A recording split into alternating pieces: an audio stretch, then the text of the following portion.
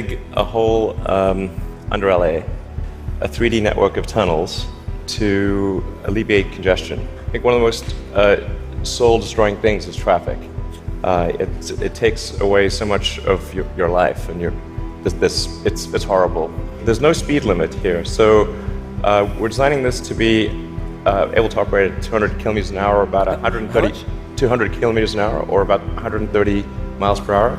There's no real limit to how many levels of tunnel you can have. So you can go much further deep than you can go up. The deepest mines are much deeper than the tallest buildings are tall.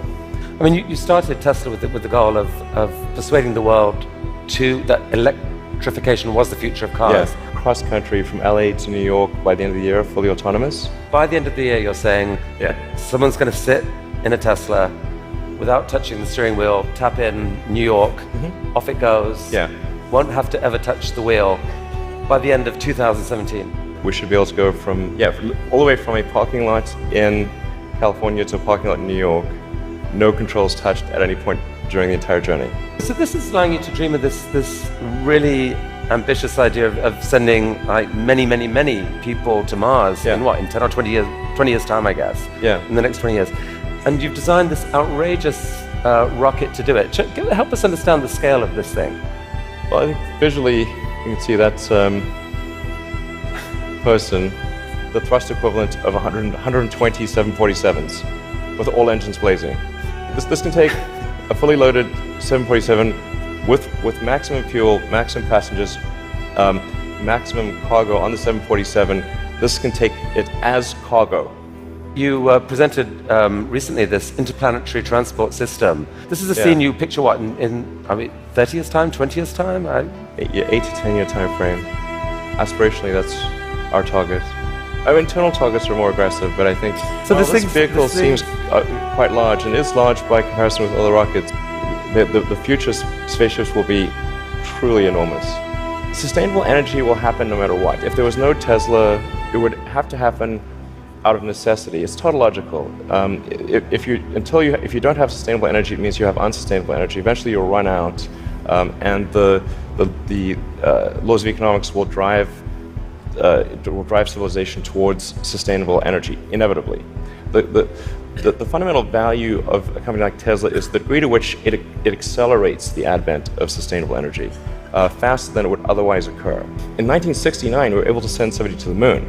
Then we had the space shuttle. The space shuttle could only take people to low Earth orbit. Then the space shuttle retired, and the United States could take no one to orbit. So that's the trend. The trend is like down to nothing. This is not. People are mistaken when they think that technology just automatically improves. It does not automatically improve. It only improves if a lot of people work very hard to make it better. And actually, it will, I think, by itself degrade, actually. Look at the future from a standpoint of the probabilities. It's like a branching stream of probabilities. And there are actions that we can take that affect those probabilities, or that accelerate one thing or slow down another thing, introduce something new to the probability stream. That in your mind you dream this stuff, you dream stuff that no one else would dare dream, or no one else would be capable of dreaming at the level of complexity that you do. The fact that you do that, Elon Musk, is a really remarkable thing.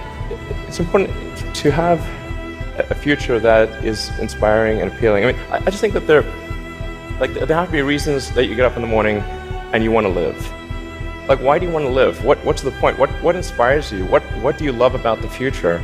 And if we're not out there, if the future does not include being out there among the stars and being a multi-planet species, I find that it's incredibly depressing if that's not the future that we're going to have. I'm not trying to be anyone's savior. That is not the.